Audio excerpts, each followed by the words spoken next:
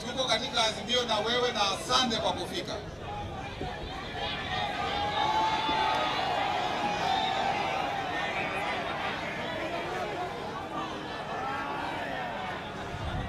Hello, hello. Hello, hello. Akamba mwasio. Mwasio inge. Baba amekuja. Amekuja Makueni. Amekuja wote. Muna furaha?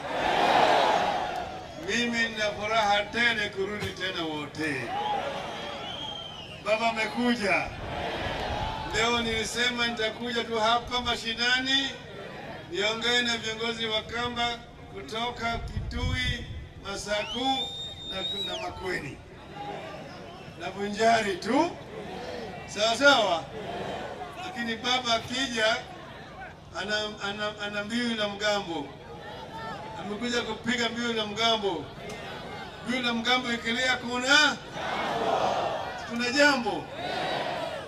Ninaambia Wakenya kumepambauka, kumekucha, jogoo shawika mara 3. Amkeni tuende kazi. Harakati ya ukombozi wa 3 wa Kenya umeanza. Sawa? Ukombozi wa kwanza ilileta uhuru. Ukombozi ya pili ilileta katiba mpya. Ya 3 na ya mwisho ni ya kiuchumi. Na ni ya vijana. Ya vijana. Vijana mko tayari? Mko tayari? Hii ni kwa sababu 70% ya watu wetu katika Kenya hii ni vijana chini ya miaka 35. Hawa ndio wanasikia uchungu zaidi kama uchumi imetaathirika. Ndio sababu wanawake waanzilishi wa taifa letu walikuwa na ndoto. Walikuwa na ndoto, na hiyo ndoto iko katika wimbo wetu wa taifa.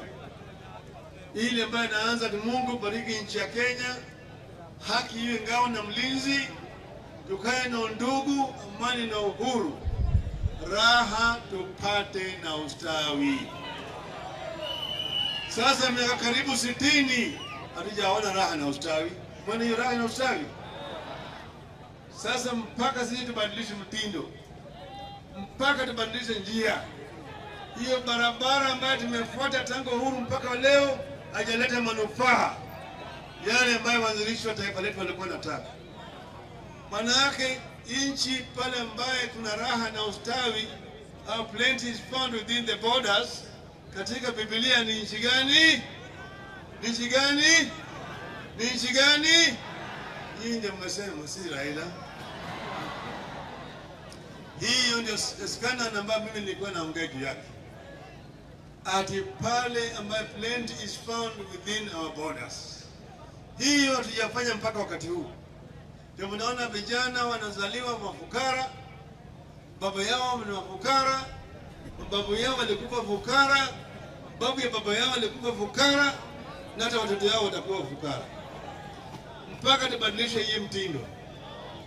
Nchi ambazo ziko rika ya Kenya kama Korea ya Kusini, wakati tulikuwa tunapata uhuru mwaka 63, uchumi ya Korea Kusini na Kenya ilikuwa sawa. Sasa uchumi ya Korea Kusini imeshinda ya Kenya mara 50. 50 times bigger than Kenya's economy.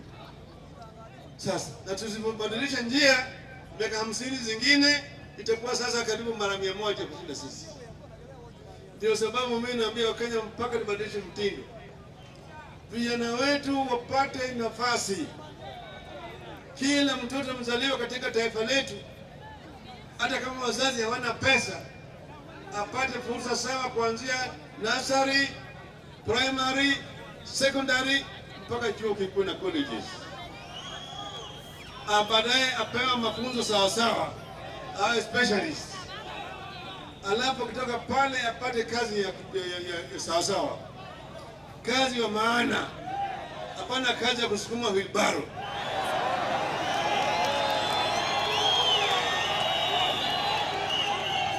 Kazi ni kazi. ati kazi ni kazi. Hapana. Kwa hivyo mimi nimesema tunataka tuanze kufanya kinaitwa value addition, kujenga maviwanda, viwanda ambavyo vinaweza kupatia vijana ajira ya sawasawa. Sawa. Hapo Ukambani, hii nchi Ukamba inaweza kuwa ghala ya Kenya, inaweza kuwa ghala ya Kenya, lakini wakati hii kuna ufukara mingi. Maana yake hata kilimo inafanyika hapa sio kilimo ile ambayo inaweza kusaidia watu. Tunataka kupanua kilimo katika eneo hii. Maji iko hapa. Sasa ile mvua inanyesha kwa fujo kabisa. Hiyo maji inabebwa, inaingia kwa mito inabeba na peleka katika bahari ya Hindi. Lakini bahari haina haja na maji. Bahari iko na maji ya kutosha. Nchi kavu ndio iko na haja na maji. Kwa hiyo tunasema sasa ile mvua inakuja kwa wingi, kwa tumejenga mabwawa na vidimbwi, tunavuna maji ya mvua. Ndio sawa. Ili kiangazi kija kuna maji ya kutosha kwa mfugo na kwa binadamu. Sawa. Ingine tunachimba maji ya kutoka chini ardhini, tutapiga na nguvu ya umeme ya steam ya jua na inakuwa sawa. La vile ingine tunapiga kutoka kwa mito, tunaleta na fereji karibu na kina mama. Ili kina mama sio wanahangaika, wanatembea makilomita mingi kubeba nyungu kwenda kutafuta maji. Sawa? Alafu hiyo maji tunatumia kunyunyisha kwa mashamba. Tusiwe tunategemea mvua kila mara kwa mara. Si inawezekana? Nchi ya Israeli ni jangwa, lakini wao wanachukua maji ya bahari, wanatoa chumvi, wanatoa hiyo maji kunyunyisha kwa mashamba yao, wako na chakula ya kutosha. Tunaelewana vizuri? Yale mavuno ambayo tumetoka kwa mashamba yetu tunafanya naye kitu inaitwa value addition. Value addition, alafu sasa bei inakuwa juu, wakulima wanapata pesa ya kutosha, na hata wale ambao wako na hiyo viwanda vilevile vya kutosha. Hapa Makueni muko na jinari hapa ya rafiki yangu David Masika, lakini pamba imekuwa kidogo. Sasa tunataka kuanza kupanda shamba ya kutosha. Masika yako pale na kiwanda ya jinari, lakini najenga ile kiwanda ya kutengeneza nguo, ili itakuwa value addition, nguo ya kutosha. Watu wetu sasa hizi wananunua tu ile mtumba ambayo wazungu wamesabaa huko Ulaya, ndio inabeba na tofandiko tu. Gavana Charity Ngilu ameleta viwanda kule Kitui, na hata hapa tunataka kujenga viwanda sawa. Tumeelewana vizuri? Tunaelewana vizuri? Alafu vijana wanakuwa trained, wanakuwa skilled trained, wengine watakuwa ICT experts. Tunaleta ile mtandao ya internet ambayo hata kwenye kijiji unaweza kuconnect internet. Unafanya kazi kwa shirika moja, kampuni moja kule Chicago, wengine kule India na kadhalika, sio? Alafu wengine wanaweza kuwa ni mechanics, wengine ni electricians, wengine ni plumbers, wengine ni carpenters na kadhalika. Kazi ya maana. Wale ambao wanataka kuanzisha biashara, kuna hazina pale ambao wanaweza kwenda kukopesha pesa kuanzisha nayo biashara yao, na walipi riba chochote mpaka baada ya miaka 7. Ndio tulipendekeza katika BBI. Tunaelewana vizuri?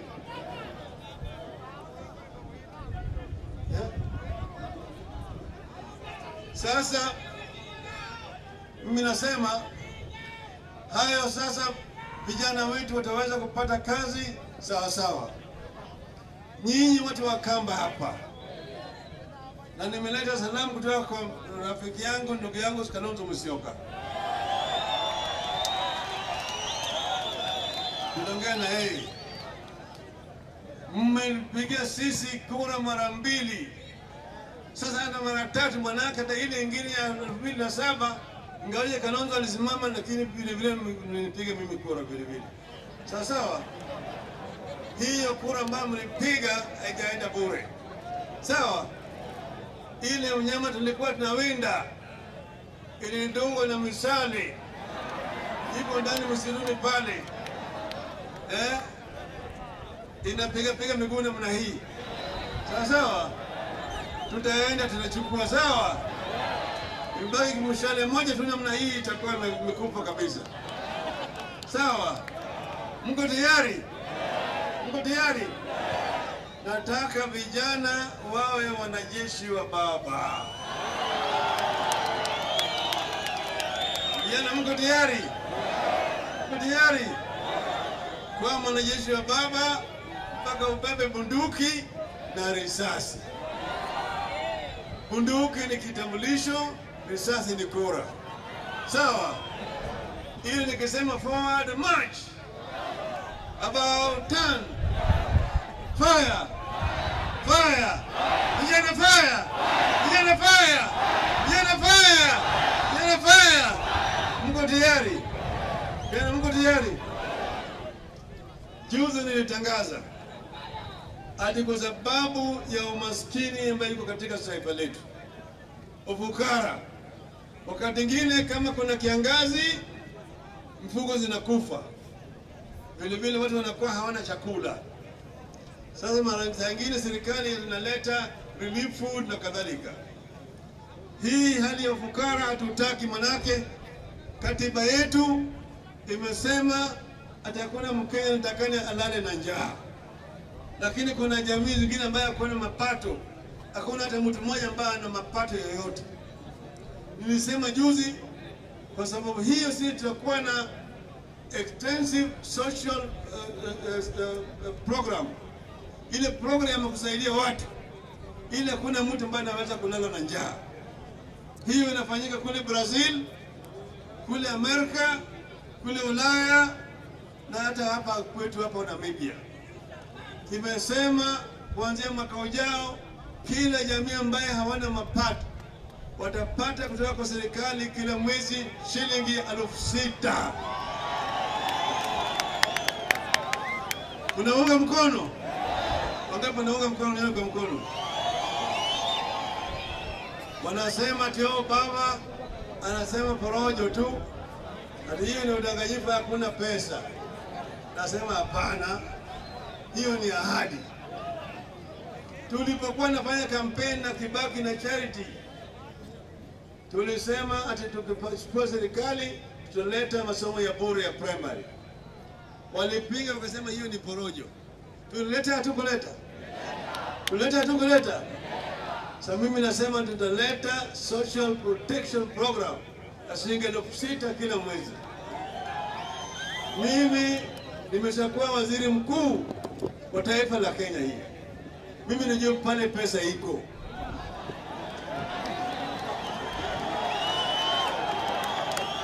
Unajua Charity waombe nyinyi ati wanatembea na pesa kwa magunia, ati milioni 3 hapa. Jana mnaona kule Kisumu vijana wanapigana, ati wanang'ang'ania ile pesa ambayo wamepewa milioni 4 na kitu. Mtu mmoja mwezi mmoja anatoa peana shilingi milioni 100,000. Ametoa wapi? Mimi najua pale ambayo kuna mianya ambayo wanapenya naye na kulipa pesa yetu. Mtaziba hizo mamianya zote kupata pesa ya kutosha. Wewe mko tayari? Vijana mko tayari? Mko tayari? Nione tena kwa mkono wale ambao wako tayari kutembea na sisi. Sasa mimi nimesema nataka Wakenya waungane kama kitu kimoja. Ndio sababu nimeleta azimio la umoja. Azimio la umoja. Na hii iko vitu inaitwa U5. Moja ni utu, undugu, umoja, usawa, uzalishaji. Sawa sawa? Nikisema moja simani ati inawezekana. Sawa? Utu, undugu, umoja, usawa,